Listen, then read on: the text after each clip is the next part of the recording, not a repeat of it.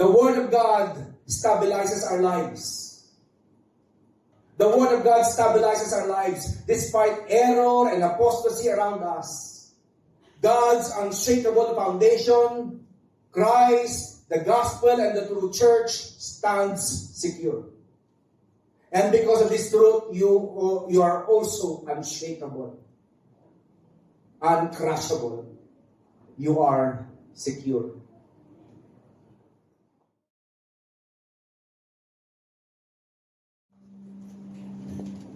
Let us remain standing for the reading of God's Word. Our reading for today is taken from the book of 2 Timothy, the letter of Paul to Timothy, chapter 2, verses 14 to 19. The verses are flashed on the screen. Please read along with me the word of the Lord. This is 2 Timothy 2, 14 to 19. I'm going to read from the English Standard Version of the Bible. Remind them of these things, and charge them before God not to quarrel about words, which does no good, but only ruins the hearers. Do your best to present yourself to God as one approved, a worker who has no need to be ashamed, rightly handling the word of truth. But avoid irreverent babble, for it will lead people into more and more ungodliness. And their talk will spread like gangrene. Among them are Hymenaeus and Philetus, who have swerved from the truth, saying that the resurrection has already happened. They are upsetting the faith of some. But God's firm foundation stands, bearing the seal. The Lord knows those who are His. And let everyone who names the name of the Lord depart from iniquity. May the Lord add blessing to the reading of His word. You may now take your seats. Good morning, all of you. Good morning. Why are you here today? To worship the Lord. Most of you will probably answer back. To worship the Lord. But are you aware that worshiping the Lord is totally impossible apart from His Word? So the most important question you need to ask yourself is this: how important is the Word of God to me? Gaano ba kahalaga ang salita ng Diyos para sa akin? You know, we are continuing our sermon series entitled Persevering in Christ, Keeping the Faith, Finishing the Race. And our message for today is entitled Doctrinal Purity and Personal Integrity. Doctrinal Purity and Personal Integrity from 2 Timothy 2, 14 to 19. When the Apostle Paul wrote this epistle, when he wrote to Timothy, he already had an inkling that he was going to die. Brothers and sisters, let it be made clear to all of you. This letter is a letter of a dying man. Prior to his death, he communicated to his son in the faith, to his protege, Timothy. And he asked him to bring his books. Visit me. Bring my books, bring also my cloak. It's hard to believe, but it's true. Someone who is truly in love with the Lord will always be in love with His Word. At kahit na nga malapit ng mamatay, even though in the brink of death, people who truly love the Lord will still yearn for the Word of truth. That's exactly what happened to Apostle Paul. Although dying, he wanted his books. He wanted his scrolls. He wanted to continue his devotions. Of course, he also requested for his cloak because it was about to get cold. Mag-winter na nun, mga kapatid. So, kanyang request, come before winter. and share my hope. A dying man, but full of hope. Why? Because of the promises of the word of the Lord. Our message for today is composed of 4 parts. Point number 1, be reminded and mindful of the gospel, refusing quarrels about words from verse 14. Point number 2, be God-approved and unashamed, rightly handling the word of truth from verse 15. Point number 3, beware and avoid irreverent babble, for they lead to further ungodliness and error, verses 16 to 18. And finally, bear in mind that God's firm foundation stands, that His word is unshakable and reliable. 4 points for today. Now the big idea. Church, a faithful follower of Christ, a faithful minister of God's word, a minister of the gospel, promotes truth and pursues godliness as a diligent and unashamed workman of God in defense against error, guarding doctrinal purity, and exhibiting personal integrity. Ang isang tunay na lingkod ng Diyos, yung mga nagdidisipulo, mahalaga na alam nila ang tamang doktrina. They know the truth. And aside from that, yung truth nakikita sa kanilang mga buhay. They are being transformed by the truth that they believe. Mahal nila ang katotohanan, niyayakap nila ang katotohanan, naniniwala sila sa doktrina. They believe in the doctrines. But you know what?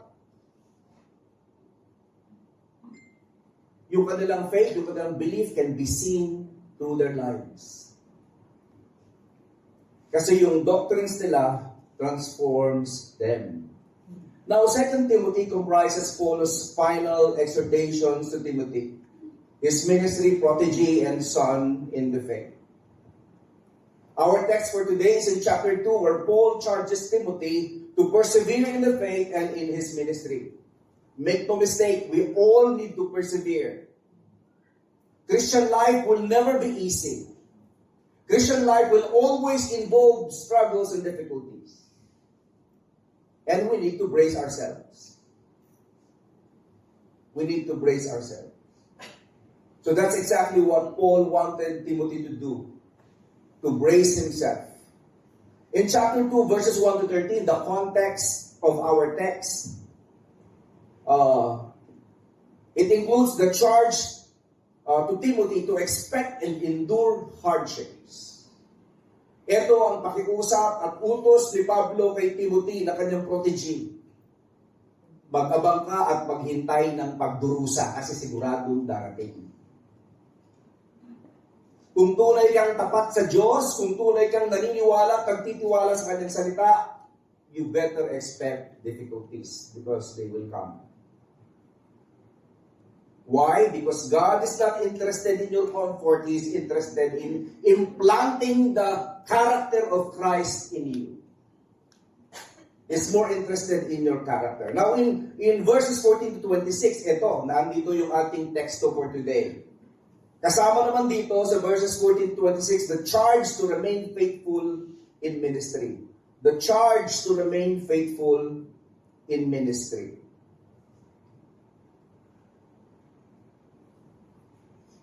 In verses 14 to 19, Paul talked about faithfulness in pastoring, teaching, and preaching ministries. Please take note, this is a pastoral epistle. Meaning, this is all about pastoral ministry. And why are we talking about this letter when actually our topic is disciple making? Because disciple making and discipleship always happen within the church.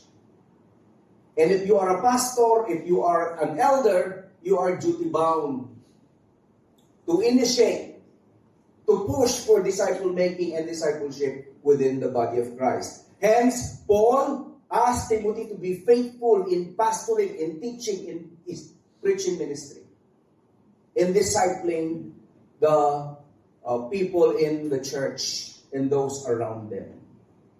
Paul asked Timothy to warn God's people against focusing on useless controversies, that he should be diligent, that he should be zealous to make sure that he receives the Lord's approval by handling God's word correctly and accurately. Kung marireceive man ni Timothy yung approval ng Diyos, kung masisiyahan man ng Panginoong Diyos kay Timothy at maging sa atin, isa lang ang pwedeng maging tunay na dahilan. Kasi pinanghahawakan natin ang tama ang kanyang salita. It is absolutely impossible for you to know God, to worship God, to do anything related to Christ apart from His Word. The Word of God should be center in your life. Kapatid. So, Timothy should turn away from meaningless arguments that characterize the pagan world, since those are like gangrene. He even cites concrete examples of two men who denied the core teachings of Christianity. Huwag niyong gagamitin ang mga pangalan niya, pangalan ng inyong mga anak at apo. Okay? Please don't name your children and your grandchildren these names. Hymenaeus, difficult to pronounce. It was actually mentioned twice in the New Testament. Sa dalawang citation, pareho siyang pinaint as a bad person. So, people were denying the core doctrines of the faith. These two gentlemen were actually denying the resurrection. And because of their belief, because of their teachings and preachings, they unsettled a lot of people within the body of Christ. And Paul told Timothy, don't dare be involved in those kinds of talks. Brothers and sisters, it is important to engage people with apologetics. It is our duty to defend the faith. But if people are uninterested in listening to us, please move on. It is not your duty. It is not even within your power to convince people about the doctrines of Christianity. Wala kang kapangyarihan at kakayahang kumbinsihin ng kahit na sino manampalataya sa mga doktrina ng Kristyanismo. Wala. Everything is mediated by the Holy Spirit of God.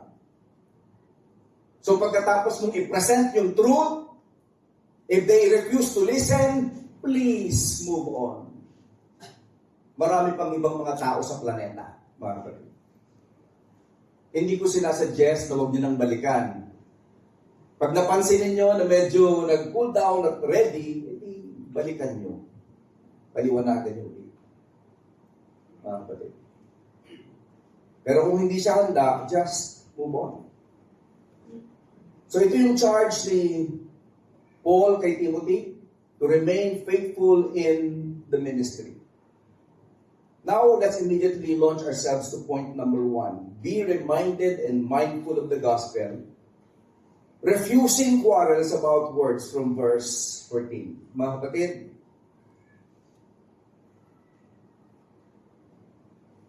kinakailangan maging handa tayong makinig ng paulit-ulit sa mga katotohanan ng salita ng Diyos.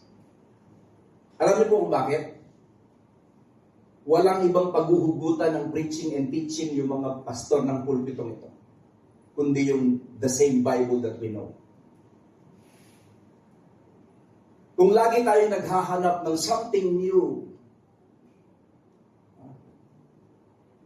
something unheard of, nakakatakot yun. Truth be told, there's absolutely nothing new under the sun.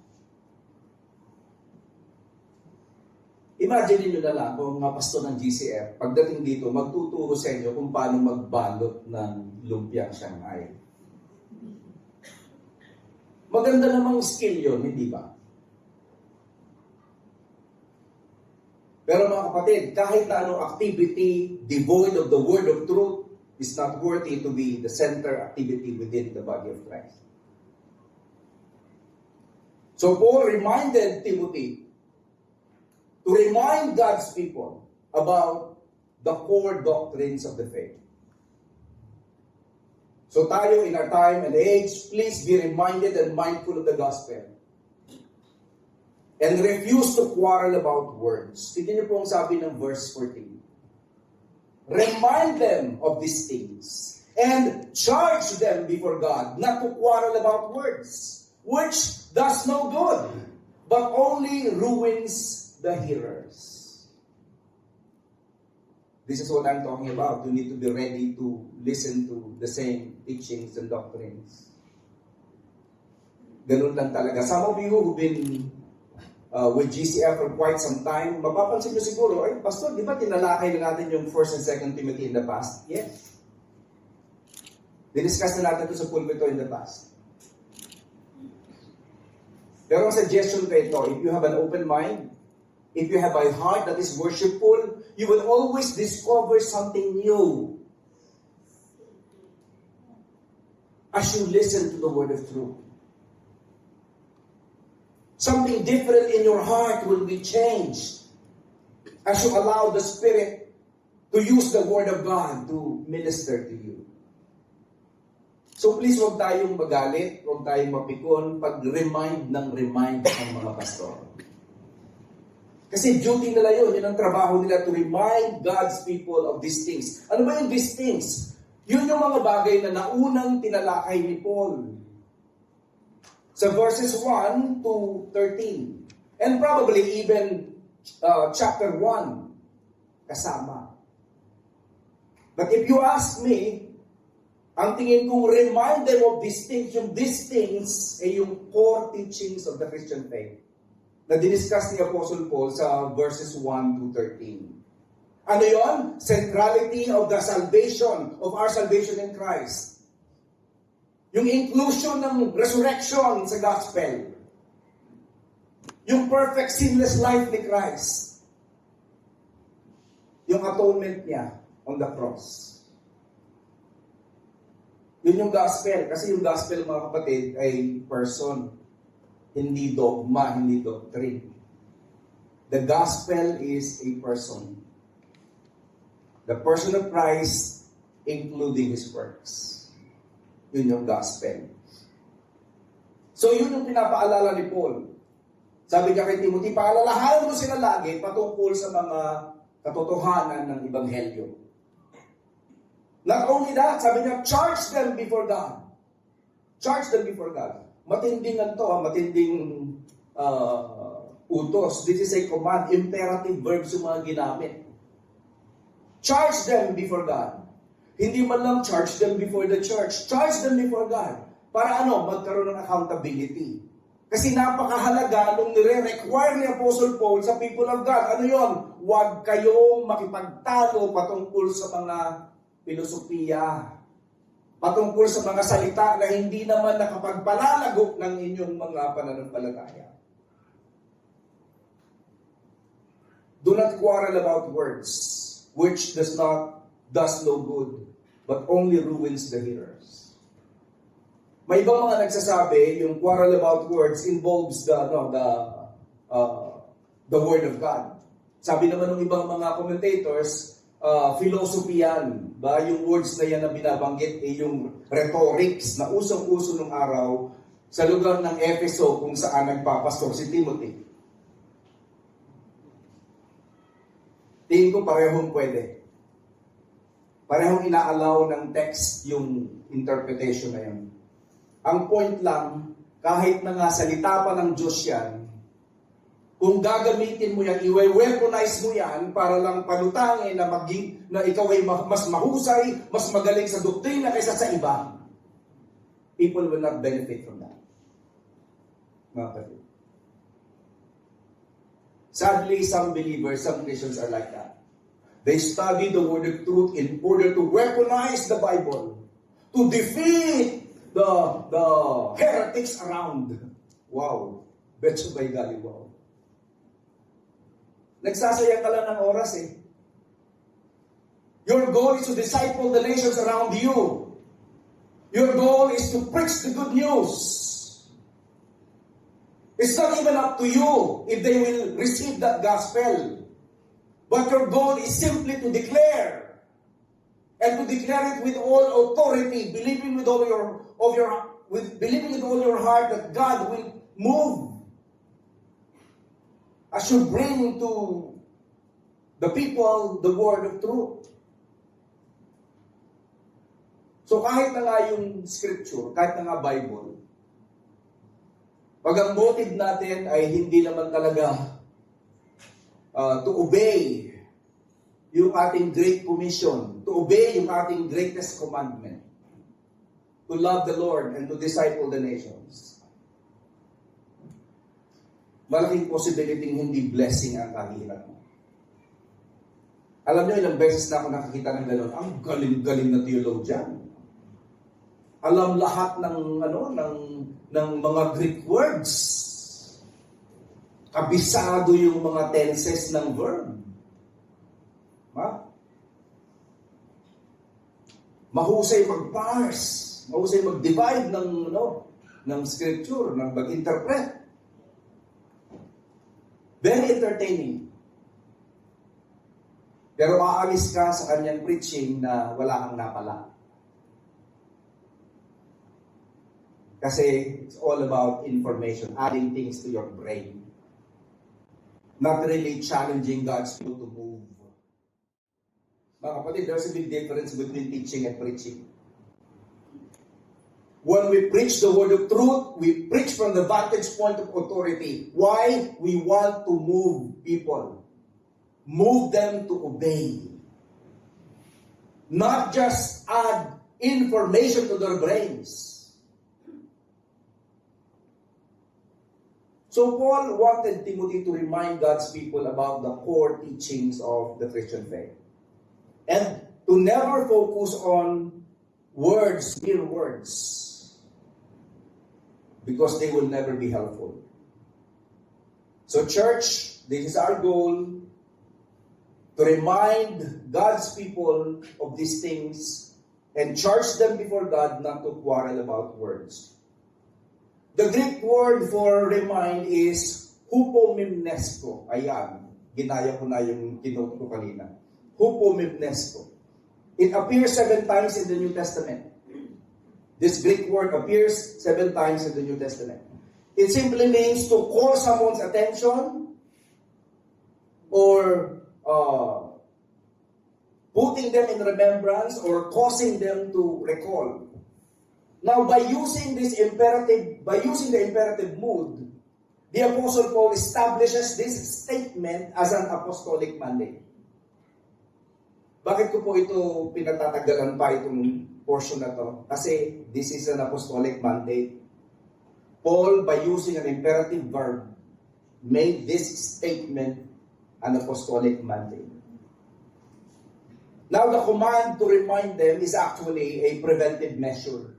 A preventive measure, it guards Christians against false teachings, and of course, it guards them also from useless arguments while encouraging a readiness for good works and a steadfast reliance on the grace found in Christ alone. Timothy, along with all pastors and teachers and disciplers, must persistently and repetitively remind believers of the central truths of the gospel. Paul's command highlights the necessity of repetition in teaching and preaching, a practice prescribed even in Scripture.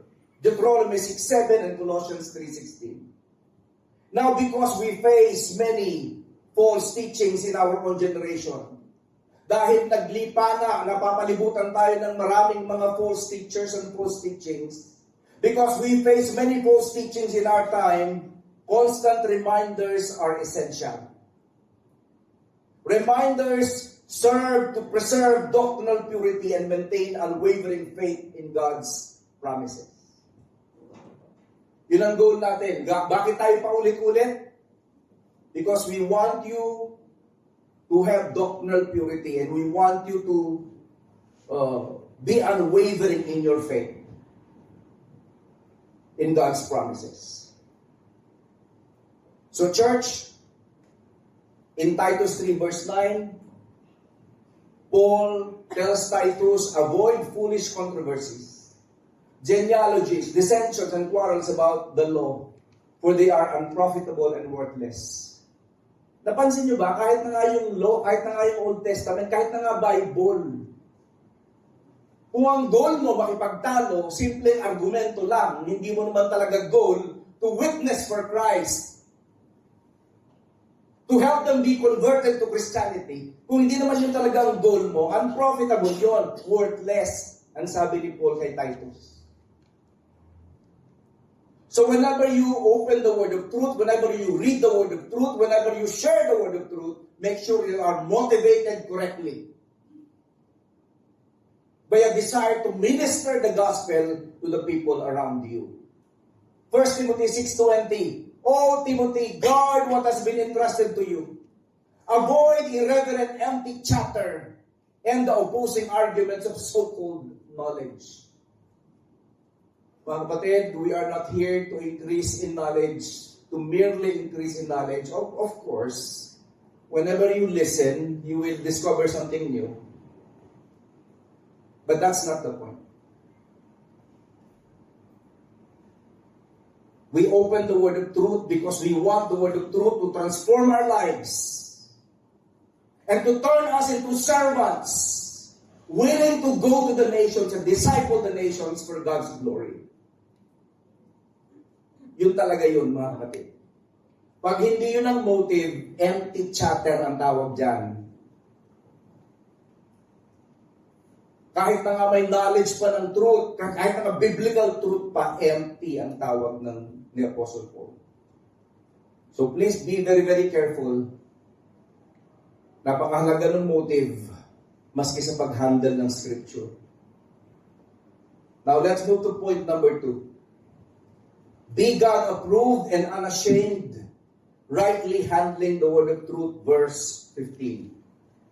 Be God-approved and unashamed, rightly handling the word of truth, verse 15. Tignan niyo po yung salita ng Panginoon sa verse 15. Paul tells Timothy, do your best to present yourself to God as one approved, a worker who has no need to be ashamed, rightly handling the word of truth. Do your best to present yourself to God as an approved worker, unashamed, and rightly handling the word of truth. Now the phrase, do your best, in the ESV, highlights diligence and intentionality. Nung sinabi ng Apostle Pablo, do your best, Timothy, ibig sabihin, make the most of everything. Gawin mo ang lahat ng necessary, gawin mo ang lahat ng nararapat. Yan ang ibig sabihin.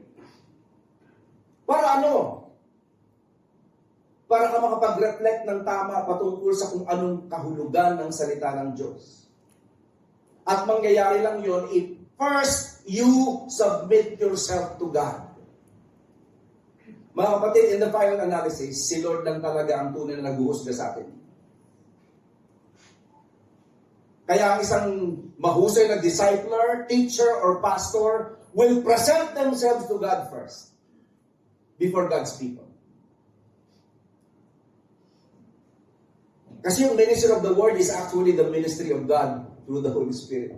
It's not actually yours. So by saying, do your best,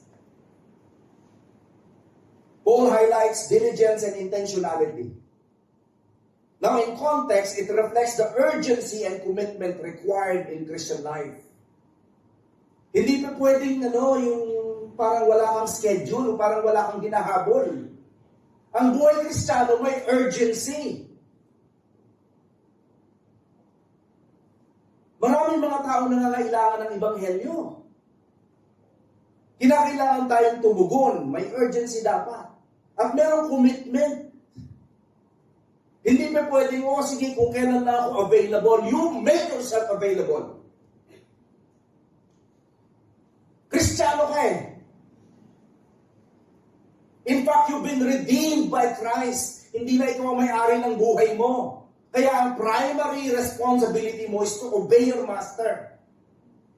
Love Him above all and disciple the nations around you. The Greek word used here, spoudazo, Sabihin nyo nga, spudapso.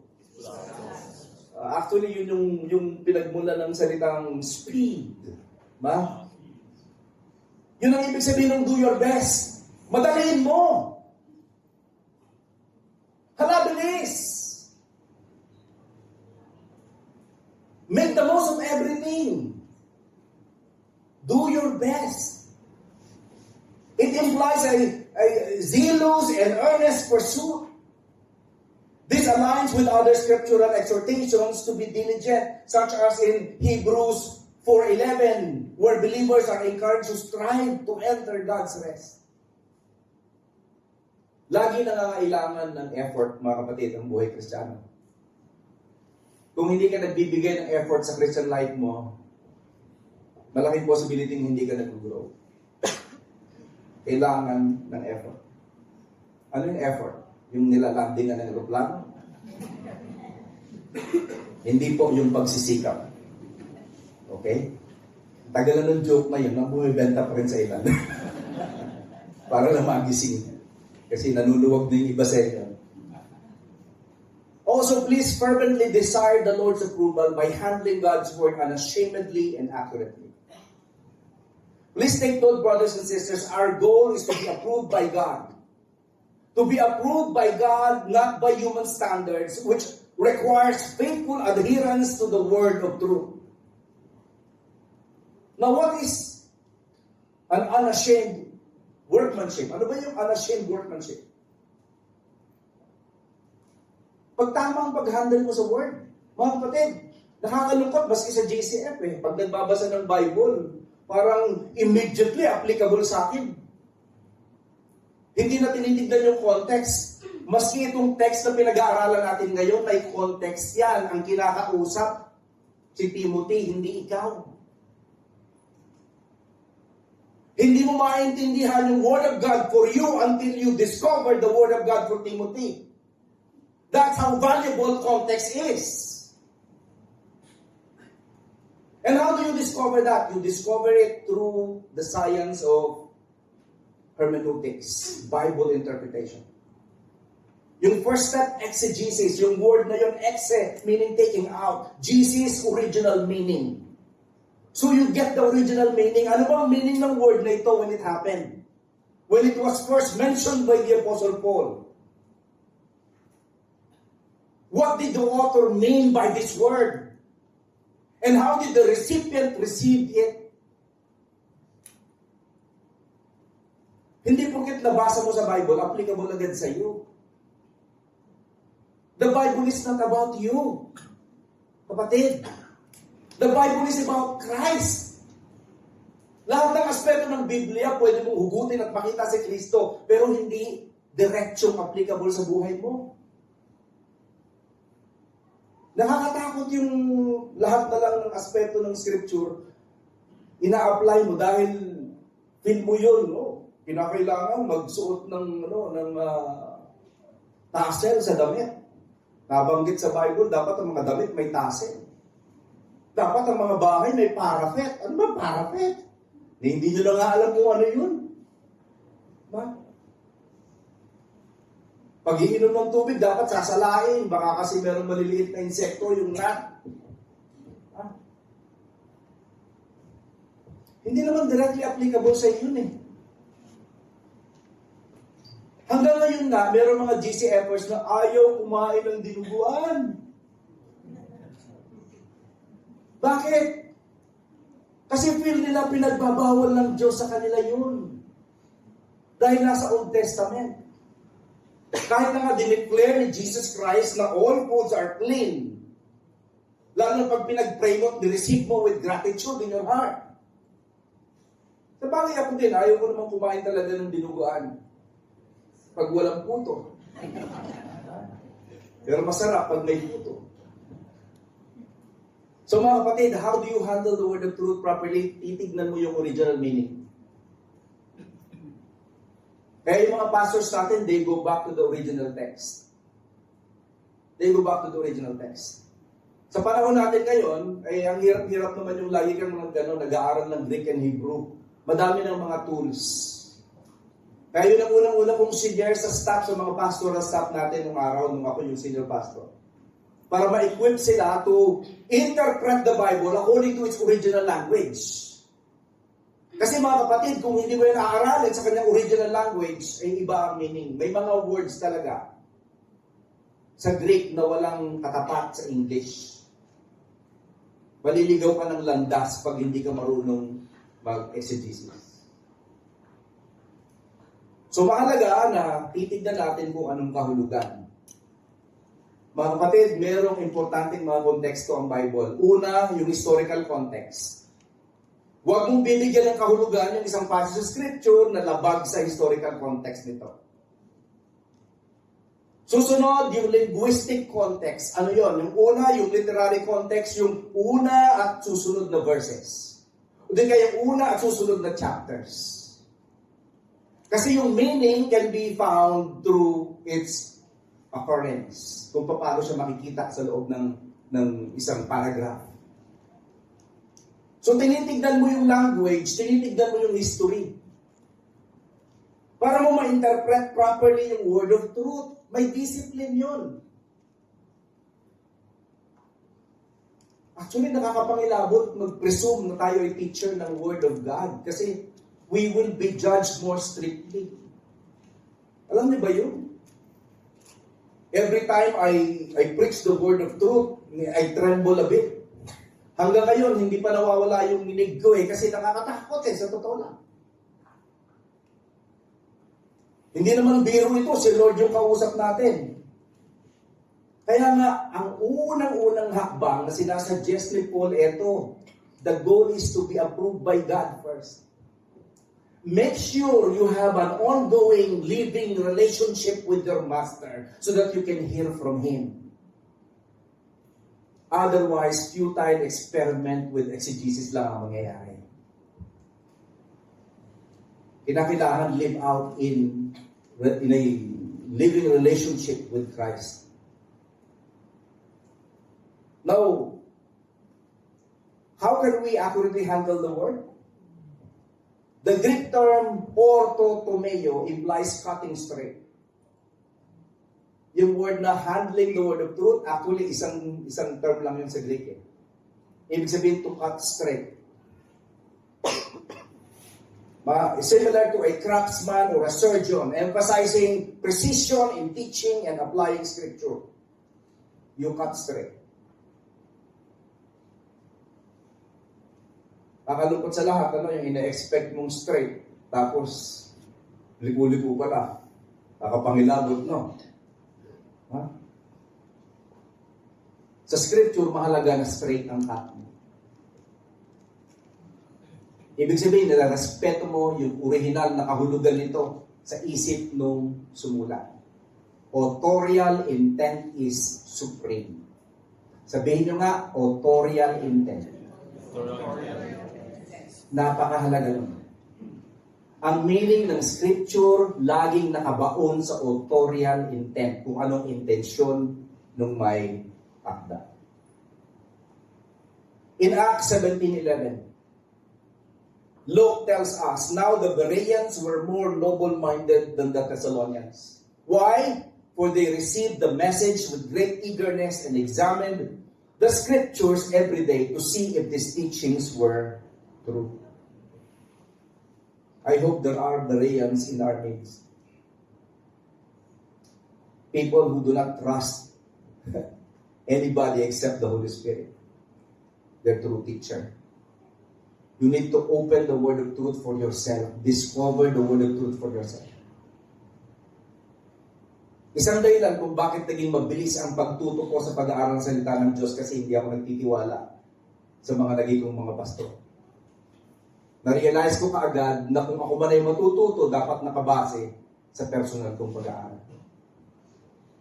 At hindi yun para lang sa akin, para sa ating lahat. Kaya nga, kinomend ni Luke, kinomend ng Holy Spirit yung mga Bereans because they were more noble-minded. They were Bible-headed folks. Bible-headed folks. Now, point number 3. Beware and avoid irreverent babble, for they lead to further ungodliness and error. Verses 16 to 18. Beware and avoid irreverent babble, for they lead to further ungodliness and error. Tignan niyo po yung verses 16 to 18. But avoid irreverent babble, for it will lead people into more and more ungodliness. And their talk will spread like gangrene. Among them are Hymenaeus and Philetus. Pasensya na po, like kung mispronounce yung Hymenaeus and Philetus. Yeah. Who have swerved from the truth, saying that the resurrection has already happened. They are upsetting the faith of some. Church, listen and listen well. Avoid worldly and empty talks that spread like gangrene. Advancing ungodliness, contradicting the truth, and destroying people's faith. Iwasan nyo yung mga ganyang talks. Madaming mga ganyan sa internet. Tuturuan pa kayong mamiloso po. They will even weaponize your words to destroy other believers. They will say Arminians are fake believers. And they will say Calvinists, the God of the Calvinists is a monster. They will say something like that. Pinagsasabong-sabong tayo ng mga yan eh. Please do not be involved with these people. Just be involved in disciple making. Doon ka pinaka-mag-grow pag inilalagay mo yung word of truth sa tamang dapat kalagyan. Now, Paul commands Timothy to avoid conversations that lack reverence and substance. In the context of the early church, false teachings and idle talk were prevalent, often leading believers astray. Napakadalas nun. Uso-uso. Sa bagay, sa panahon natin ngayon, madami pa rin ganyan. Ang tawag natin, chismax. Marami pa rin mahilig sa chismax. Uso-uso ng araw. So Paul commanded Timothy to avoid conversations like that.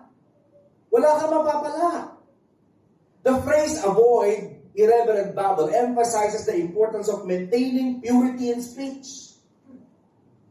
We are duty-bound to maintain purity in our speech. Christians ought to keep perverse talk far from their lips. Yan ang sabi ng Proverbs 4:24. Keep perverse talk far from your lips. Lalo na in public.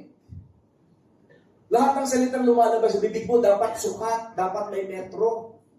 Dapat tama. Hindi totoo yung sinasabi ng iba na dapat carefree. You should be careful, not careless. Yun ang tinuturo ng scripture, mga kapatid.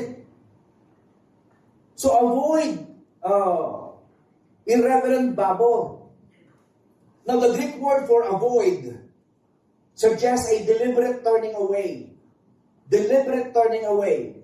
Indicating the necessity of active resistance against such discussions. Nasa kalagitnaan ka ng meeting, bigla na lang, mag-fellowship tayo, tapos biglang ang topic ngayon, how evil Calvinism is. Anong gagawin mo? Kapatid, iwanan mo yung mga yan. Kahit na nga ang label nila nakatatak pa sa t-shirt nila, I'm a born-again Christian. Iwanan mo.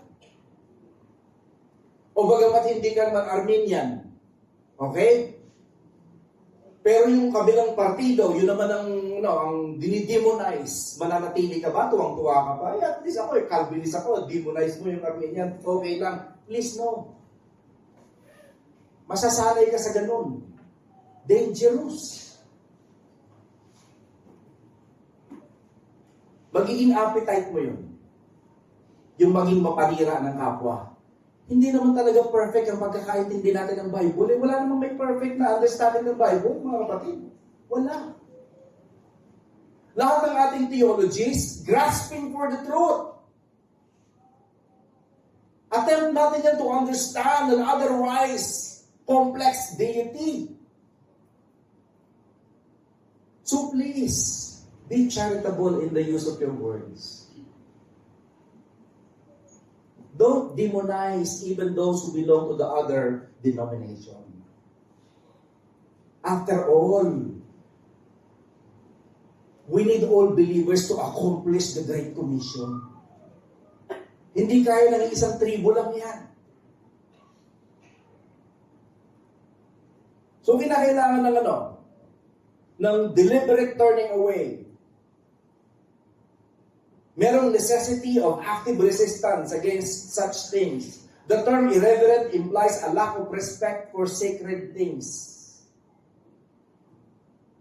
Lack of respect for sacred things. While babble denotes conversations devoid of edifying content.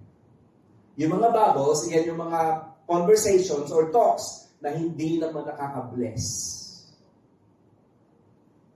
Pastor, nakaka-entertain. Ay, talaga, kung mahilig ka, medyo may marites kang puso, may entertain ka, but you will never be blessed.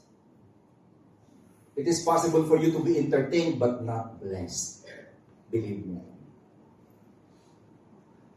Only the word of truth can bless you if you apply the word of truth properly. Now, this command of Paul aligns with Ephesians 4:29, which encourages speech that builds others up. Ang goal naman natin as we speak, always to build others up. It's not really to make big deal out of ourselves, but to build others up. God-centered is always mindful of other people's needs. Yung God-centeredness, mindful yun ng need of other people. So please fend off worldly talks and empty disputations, avoiding them for they promote godlessness and ruin people's faith. Paul warns that engaging in irreverent babble can result in increased ungodliness. This mirrors the biblical principle that bad company corrupts good morals in 1 Corinthians 15:33. The progression from useless talk to ungodliness highlights the slippery slope of moral decay. Napansin niyo ba? Useless talk lang, biglang naging ungodliness. Napakatindi ng slope na yun Ang tindi ng pagbagsak. The progression from useless talk to ungodliness highlights the slippery slope of moral decay when one entertains or participates in discussions that do not honor God. And because of this, brothers and sisters, we ought to be vigilant in guarding our speech. Make sure you have the right intention to glorify your God, your Master, your King. You have the intention to build other people up. So please be conscious of teachings that deviate from biblical truth and lead others astray. Church, please understand that words are powerful. Yes, words are powerful. Baka man maisipin nyo, nagtuturo ng word faith ito. Hindi naman, mga kapatid. Hindi naman ganoon. But you need to understand that words are powerful. They can build up or tear down. Our words can influence thoughts and actions, both positively and negatively. So please let us pursue godliness in our conversations by focusing on talks and teachings that promote spiritual growth and maturity. Focus on talks that promote spiritual growth and maturity. Ephesians 5:6 tells us, "Let no one deceive you with empty words. For because of such things, the wrath of God is coming on the sons of disobedience." Walang kwenta yung empty words, mga kapatid. They will only bring ruin. Our fourth and final point. Bear in mind that God's firm foundation stands, that His word is unshakable and reliable from verse 19. Listen to the word of truth, but God's firm foundation stands. Bearing this seal, the Lord knows those who are His. And let everyone who names the name of the Lord depart from iniquity. Mga kapatid, bear in mind that God's promises shall remain and that He knows those who are His. Verse 19. Kilala ni Lord kung sino ang tunay na sa Kanya. Kaya kahit anong gawin mo, magpanggap ka, magmukha kang Christian, magsuot ka ng t-shirt na may pangalang born again, magdala ka ng Bible, magsukbit ka ng Bible sa kanan at kaliwa mong kilikili kung hindi ka talaga anak, kung hindi ka talaga kasama, kung hindi ka talaga tinawag, kung hindi ka talaga kasama sa pinili, sorry na lang. Now the phrase, God's firm foundation stands emphasizes the unshakable nature of God's word of truth, and His church. Despite the attacks of false teachers and false teachings, God's truth remains unaltered. Despite the upsetting of the faith of some people, His own shall be secure by His sovereign grace. Baka naman na-unsettle kayo dun sa sinabi ko, na si Lord ang pumipili. Opo, si Lord ang pumipili. From eternity past, alam niya kung sino ang mga believers. At yung pagpili niya, born out of His sovereignty, not just mere foreknowledge. Sovereign foreknowledge, mga kapatid. Siya ang unang pumili. Paano mo malalaman kung pinili ka, ay di piliin mo siya. Ganun lang kasimple yan, mga kapatid. Kasi yung choice niya happened in eternity, your choice will happen in history. Kung hindi ka sigurado, piliin mo siya ngayon. Repent and believe the gospel. Yun lang naman, mga kapatid. Baka kasi iniisip ng iba, masyadong Calvinistic yung belief ni Pastor Jerry. I will not apologize for believing Scripture. Hindi Calvinism yun, Bible yun, mga kapatid. Okay? So lahat ng mga tunay na believers secure because of the Lord's sovereign power. So please behave and live accordingly. Shunning iniquity, since God knows you completely. Let everyone who claims to be a Christian depart from unrighteousness. Now the phrase, the Lord knows those who are His, emphasizes the personal relationship between God and believers. Now this recognition is not based on outward appearances, but on a genuine connection, relational connection with Christ. Because Christians belong to God, they receive the call to holiness. Hindi mo pwedeng sabihin, I belong to God, but I did not receive the call to holiness. Be holy for I am holy, yan ang sabi ng Diyos. Your calling unto salvation is also your call unto sanctification. Pakyawan yan, hindi yan piecemeal, mga kapatid. Ine-emphasize yung personal relationship between God and believers. Now, this recognition is not based on outward appearances, but on a genuine connection with Christ. Because Christians belong to God, they receive the call to holiness. And God commands us to turn away from iniquity. Turn away from iniquity, which is a call to live a life set apart for God. Yun naman ang ibig sabihin ng sanctification eh. Yun naman ang ibig sabihin ng holiness. To be dedicated unto the Lord, to be set apart for Him. Yun ang ibig sabihin ng holiness. Makasalanan talaga tayo. Pero kung ang buhay natin nakatalaga sa Kanya, ang tawag sa atin sanctified. Kasi para tayo sa Kanya, we belong to Him. Yun ang pinag-uugatan ng ating sanctification, yung gawa niya at kung sino siya sa ating mga buhay. So we need to turn away from iniquity, which is a call to a better, holier life. It challenges believers to examine their lives and align their actions with their faith. Are you aware it is possible for you to be a professing believer and yet a practical atheist? Yeah, it's possible. Maraming mga Kristiyanong ganun actually, na dito sa church, nag-worship, akala mo believer, but practically they deny the faith. Now, the seal mentioned in verse 19 signifies ownership and authenticity. Believers are marked by God, indicating they belong to Him and are called to reflect His character. Mga kapatid, it is your duty to be like Christ, to represent Christ. Actually, you were created after the image of God. You're an imager of God, a representative of God. Pero nung naging Christian ka, na-convert ka, na-regenerate ka, mas lalo ka pa dapat extension ng presence ng Diyos. You are now an ambassador of Christ. You represent your master wherever you go. At ito yung meaning ng seal. You belong to the Lord. Now, knowing that God recognizes us as His own, should inspire us to live faithfully and pursue righteousness. Ang sarap malaman at maintindihan, I belong to Christ. I belong to God. Pero hindi yan empty talk. When you say, I belong to God, I belong to Christ, the character of Christ must be inscribed in you.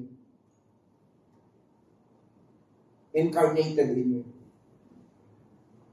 Dapat nakikita si Kristo sa iyo. Tignan mo nga yung katabi. Silipin mo. Kawangis ba ni Kristo?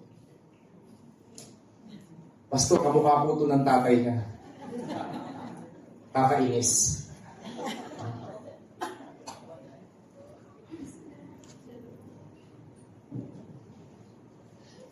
Knowing God recognizes us as His own should inspire us to live faithfully and pursue righteousness, trusting in His guidance and provisions. So church, please believe that you belong to God and are secure in Him. Believe that you belong to God and are secure in Him. Actually, no outside force can cut the bond between us and Christ. No outside force can cut the bond between you and Christ. You need to recognize that nothing and no one can cut us off from God. Since none can overpower God's grip of love on you, we can face trials, tribulations, difficulties with hope and confidence. Why? Because I belong to Christ. Because you belong to Christ. Kaya mong harapin kahit anong ibibigay ng buhay. Because you belong to Christ. None can overpower God's grip of love on us. Therefore, we can face difficulties with hope and confidence. We can face life's challenges with the assurance that Christ's love remains constant, giving us courage and strength moving forward. Yung favorite na phrase ni Elder Banjo, moving forward. Our security, mga kapatid, is found not in earthly stability, but in the steadfast love of Christ. So, for those of you who are suffering and persecuted, for those of you who are undergoing difficulty, the unwavering love of God gives profound encouragement, reminding us of the eternal perspective and our enduring fellowship with Christ. And since nothing, absolutely nothing, can separate us from Christ's love, we ought to be inspired to live boldly and faithfully. Live boldly and faithfully, regardless of the challenges we face. Church, when anxiety threatens to suffocate and options runs out, Christ's love remains. Christ's love remains. Hebrews 13:5 tells us, never will I leave you, never will I forsake you. Put that in your mind, put that in your heart. Never will I leave you, never will I forsake you. External circumstances may put us on edge and pressure us, but we will never be crushed. 2 Corinthians 4 verse 8 is very clear. You are uncrushable. Sabihin mo nga sa katabi mo, you are uncrushable. Why? Because God's seal of ownership is upon you. You belong to Christ. Sabihin mo nga rin sa katabi mo, you belong to Christ. Kung sweetheart mo yan, pwede mo na sabihin, you belong to me. But please take note, we are secure in Christ. We are uncrushable. Because of our Master, because of our King. So please be secure in your salvation. For you are kept safe by God's seal of recognition. You are kept safe by God's seal of recognition. But although we are sure and secure of God's triumphant and victorious salvation, Church, listen and listen well. We must keep in mind that salvation without transformation is a deception. Salvation without transformation is a deception. The goal of the gospel in your life is to transform you. The goal of God's word in your life is to transform you from one degree of glory to another, not just to increase your knowledge. So please take note, salvation without transformation is a deception. Believing in Christ as Savior but rejecting Him as Lord is a contradiction in terms. Hindi mo siya pwedeng maging tagapagligtas tapos hindi mo siya Panginoon. You need to submit yourself to Him. We are true disciples of Christ. And because of that, brothers and sisters, we obey the commandments of Christ. We know full well, this is a love relationship. This is a love relationship we have with Jesus. And if we truly love Him, we will obey His commands. So church, we must see to it that we are in the faith. We have received His justification and genuinely belong to the elect of God. Just for clarity, mga kapatid, para lang magkalinawan, our good works do not save us. Our good works do not save us. But realize this, they do prove us. Our good works do not save us, but they do prove us. In the end, the Lord's double seal upon us assures us that our salvation is an act of God from inception to completion, from beginning to end. So praise God for His unfailing love. Praise God for this wonderful gift of salvation, secure salvation we have in Christ. In closing, sabi ng John 10:14, I am the good shepherd, I know my sheep, and my sheep know me. Kilala tayo ng Panginoon. Kilala ka niya kung tunay ka sa Kanya. Pero yung tunay na sa Kanya, His sheep listen to His voice. I know them and they follow me. Madali mong malaman kung tunay kang Christian because you continuously follow the Lord. You follow hard after Christ. Hindi ka humihinto ng pagsunod. 1 Corinthians 8 verse 3, but the one who loves God is known by God. Kung mahal mo talaga ang Panginoon, you truly love the Lord, believe me, kilala ka ng Panginoon. Kasi yung pag-ibig na nararamdaman mo para sa Kanya, yan actually ang tulay na ginagamit niya para mag-establish ng relationship sa iyo. Sa akin pong pagwawakas ngayong umaga, in our text for today, Paul calls Timothy to keep gospel truths front and center. Deliver his charge with the gravity of God's presence. Refuse petty word battles and remember that such disputes only demolish those who hear. Nakakasira lang ng faith yung mahilig makipagdebate. Wag na please. Mag-evangelize na lang tayo. Mag-disciple na lang tayo. Wag na masyadong mahilig sa debate. Wag na masyadong mahilig sa mga ticklish issues. As faithful servants and disciples of Christ, we must protect sound doctrine. Speak it plainly and pursue conversation that strengthen rather than shatter Christ's people. Pakatiyakin natin na mas marami silang napapalang mabuti kaysa discouragement sa mga naririnig nila sa atin. As pastors, leaders, and disciplers in the faith, it is crucial to guide others away from distractions and towards a deeper, much deeper understanding of God's Word. The Word of God stabilizes our lives. The Word of God stabilizes our lives despite error and apostasy around us.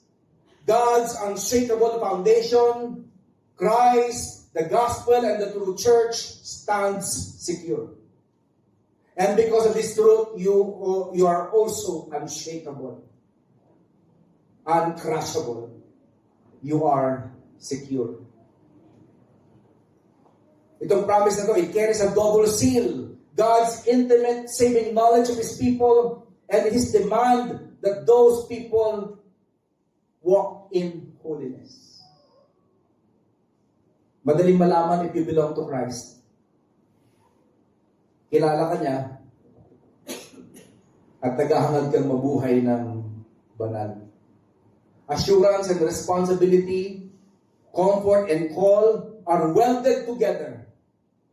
Those who are truly known by the Lord will increasingly distance themselves from sin, proving the authenticity of their confession while resting in the immovable, unchangeable, and unshakable faithfulness of God. Our message for today is composed of 4 parts. Point number 1, be reminded and mindful of the gospel, refusing quarrels about words. Verse 14. Point number 2, be God-approved and unashamed, rightly handling the word of truth. Verse 15. Point number 3, beware and avoid irreverent babble, for they lead to further ungodliness and error. Verses 16 to 18. And finally, point number 4, bear in mind that God's firm foundation stands, that His word is unshakable and reliable. Here at GCF Pampanga, we are in the ministry of knowing Christ deeply and making Him known widely. To God be all the glory. Let's close in prayer. Father God, thank you for giving us the patience to sit under your word. Thank you, Lord God, for the rebuke, the correction, but more importantly, thank you, Lord God, for the encouragement and the reminder that we belong to you. And that there's absolutely no power in all the world, Lord God, that can separate us from you. Thank you for this wonderful security we have in Christ. Please, Lord, implant your word in our hearts. Allow our lives to be transformed. And more importantly, please use our lives to glorify your most holy name. We bless you. We honor you. We make much of you. We pray all this in Jesus' name. Amen. Amen. Amen.